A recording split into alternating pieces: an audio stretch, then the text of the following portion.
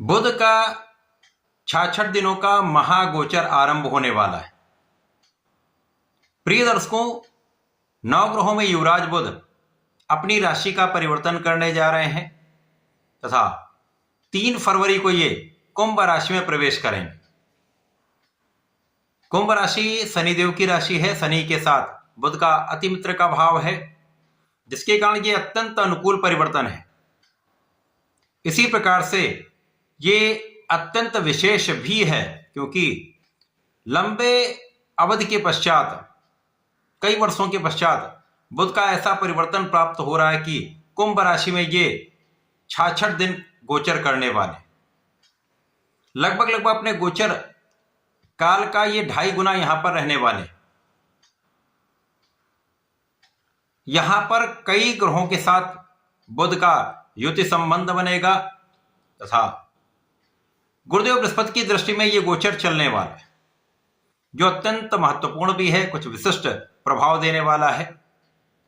परंतु इस पूरे समय में, इस पूरे गोचर काल में राहु के साथ बुध का युति प्रभाव भी रहेगा। अब जब राहु के साथ बुध का युति संबंध बन जाता है तो जड़ दोष का निर्माण होता है। प्रिय दर्शकों, जड़ दोष ऐसा दोष है जब मित्रवत भाव में होते हुए भी राहु बुध को स्थिर कर देते हैं। अब स्थिर का अर्थ है जो चीज जैसी है वैसी ही रहेगी, उसमें कोई प्रगति नहीं होती।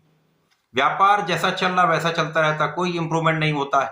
प्रोफेशन में, नौकरी में किसी प्रकार की बड़ी गतिशीलता नहीं होती, जिसके कारण समस्याएं आती, अवरोध बढ़ जाते हैं, धन का उतना लाभ नहीं होता, लाभ में वृद्धि नहीं हो पाती।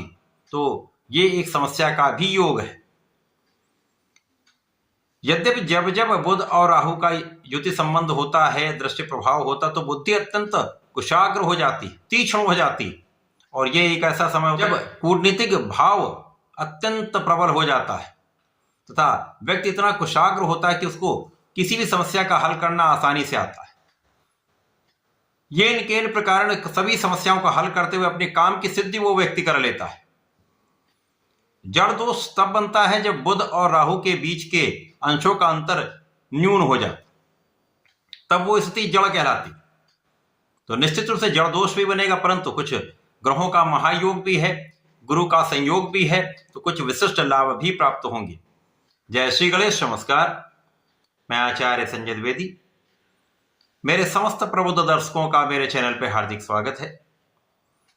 प्रिय दर्शकों, आज मैं वृश्चिक राशि के लिए युवराज बुध के इस राशि परिवर्तन के 66 दिनों का किस प्रकार का प्रभाव आप पर पड़ने वाला है, इस समय में आपको लाभ मिलेगा अथवा कहीं पर हानि का योग है, आप में प्रगति का योग बन रहा है अथवा कहीं ना कहीं समस्या का योग बन रहा है, समस्त विश्लेषण मैं पूर्ण तर्क के साथ करने जा रहा हूं। यदि कहीं पर कोई समस्या या अवरोध है तो उसका क्या निराकरण है, यह भी मैं आपको बताने वाला हूं। वृश्चिक राशि मंगल की राशि है। मंगल और बुध का मित्रवत भाव नहीं है, परंतु वर्तमान समय में तात्कालिक मैत्री है, जिसके कारण समभाव बन रहा है। इसी प्रकार से यदि हम अवलोकन करें तो वृश्चिक राशि के लिए बुध आपके अष्टम तथा लाभ भाव के स्वामी है।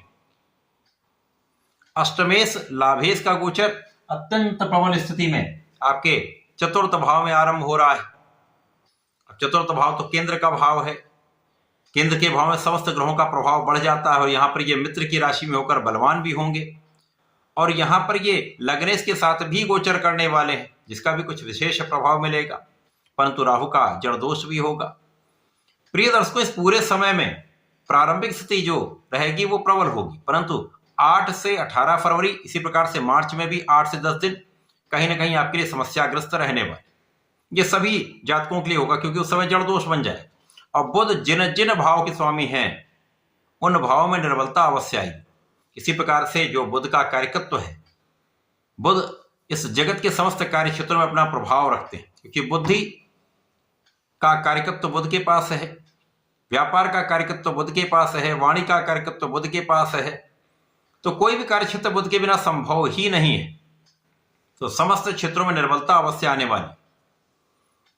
प्रारंभ में ऐसी स्थिति बन रही कि केंद्र के भाव में ये महाबलवान हो जाएंगे और राहु के साथ ऐसी युति का प्रभाव होगा कि आपको कार्यक्षेत्र में अचानक प्रगति का अवसर मिल जाएगा।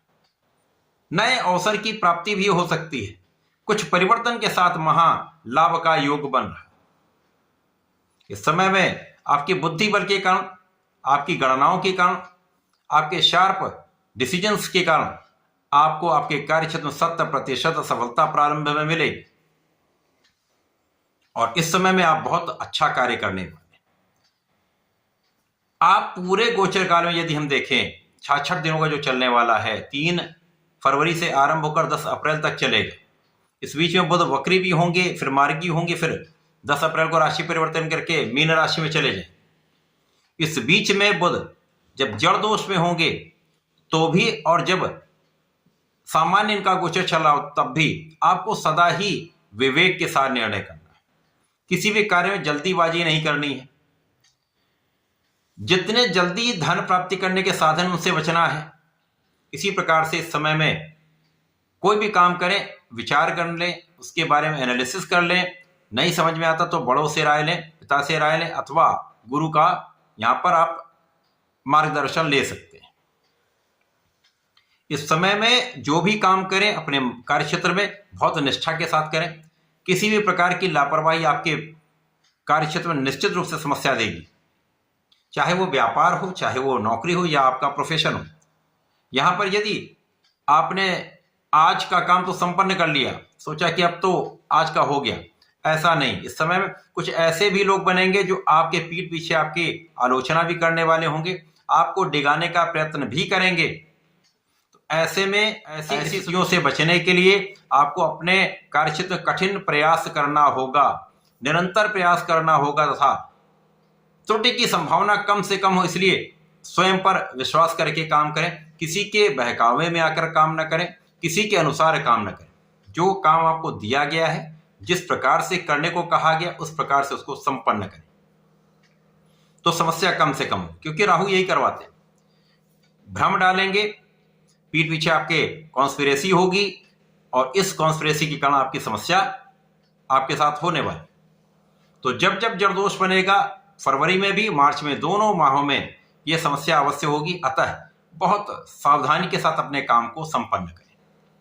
व्यापारिक भाव भी बहुत प्रबल होगा। प्रारंभ में अचानक प्रगति हो जाएगी, नए अवसर मिल जाएंगे, नए नए कॉन्ट्रैक्ट मिल जाएंगे, व्यापार का विस्तार हो जाएगा। अचानक ही वहां पर डाउनफॉल भी हो सकता है। तो बड़े इन्वेस्टमेंट से बचना चाहिए। कोई भी काम करें, यदि आपको इन्वेस्टमेंट करना है तो बहुत सोच विचार कर उसका आकलन करके ही करें। इस बीच में आपका नाम भी बढ़ेगा, धन भी बढ़ेगा, परंतु अपयश का योग भी बनेगा, क्योंकि यहां पर वाणी के कारण विवाद भी होगा। विशेष रूप से आपके कार्यक्षेत्र में वाणी के कारण विवाद की संभावना बढ़ जाएगी। और यदि इस समय में आपने अपने ऊपर धैर्य रखा, गुरु का प्रभाव है तो धैर्य तो आपके अंदर है, लेकिन जब भी आप कोई कार्य करना चाहें, करने जा रहे हैं तो वहां पर धैर्य पूर्वक उसको करें। यदि कोई आपको प्रोवोक भी करता है तो उसको अवॉइड करें, समस्याओं को समझकर आगे बढ़ें और धैर्य के साथ निर्णय लेके आगे चलते रहें, निरंतर प्रयास करते रहें, क्योंकि ऐसी स्थितियां बनने वाली हैं। जब प्रोवोकेशन होता है उससे सावधानी है उसका अवॉइड करना। आप अपने कार्य में लगे रहिए, काम अपने आप से बनते चले जाएंगे और आपको लाभ मिलता चला जाएगा। इसी प्रकार से इस समय में प्रोफेशन में भी राहु अचानक ही आपको देश विदेश से अच्छे अवसर दिला सकते हैं। विशेष रूप से जो कला क्षेत्र के जातक, उनके लिए बड़े अवसर बने यहाँ पर बनने वाले। जो आर्टिस्ट हैं, एक्टर हैं, डायरेक्टर हैं, उनके लिए, या जो सिंगर्स हैं, उनको अचानक ही नए नए अवसर मिल सकते हैं। बड़े अवसरों की प्राप्ति निश्चित रूप से होगी और इन अवसरों से आपको आगे बढ़ना है, ना ही यहाँ पर आपको रुकना है। अतः अपने प्रयासों को निरंतर बना के रखिए। केवल यहाँ पर आपको ध्यान रखना है, यहाँ पर आपको भ्रम में नहीं पड़ना कि अब तो हमने सब अचीव कर लिया। आगे बढ़ने के लिए आपको निरंतर प्रयास करना होगा, क्योंकि बीच में डाउनफॉल भी होगा। जब जब बीच में अच्छे योग बनेंगे तब तक आपको बहुत सपोर्ट मिलेगा। जब जब जड़ दोष बनेगा तब तक समस्याएं अवश्य होंगी। काम जो आपका बनता लगता है कि अब हो रहा है, हो जाएगा, वहां पर अवरोध आ जाएगा। कॉन्ट्रैक्ट साइन हो गया, काम पूरा नहीं हो पाएगा। तो ऐसे स्थितियों से बचने के लिए धैर्य रखना होगा और गणपति महाराज की आराधना करनी हो। साथ ही साथ यहाँ पर आपको अपने स्वास्थ्य का भी ध्यान रखना होगा। यदि स्वास्थ्य पर ध्यान रखेंगे, निरंतर व्यायाम प्राणायाम करते रहेंगे, खाने पीने पर नियंत्रण रखेंगे, तो स्वास्थ्य समस्याएं कम से कम होंगी। इस समय में अचानक प्रगति तो होगी निश्चित रूप से, लेकिन अचानक ही कहीं ना कहीं कष्टकारी समय भी होगा, और स्वास्थ्य के परिप्रेक्ष्य में भी कहीं ना कहीं अचानक ही स्वास्थ्य आपका निर्बल हो सकता है। तो गणपति महाराज की आराधना करें, ओम गंगणपतये नमः का नित्य जप करें, हनुमानाष्टक और हनुमान चालीसा का नियमित रूप से पाठ करेंगे, तथा प्रत्येक शनिवार और मंगलवार को 7 बार बजरंग बाण का पाठ करके इस समय का आप लाभ उठा पाएंगे। तो ऐसा करके इसका उपयोग करें। धन्यवाद, नमस्कार।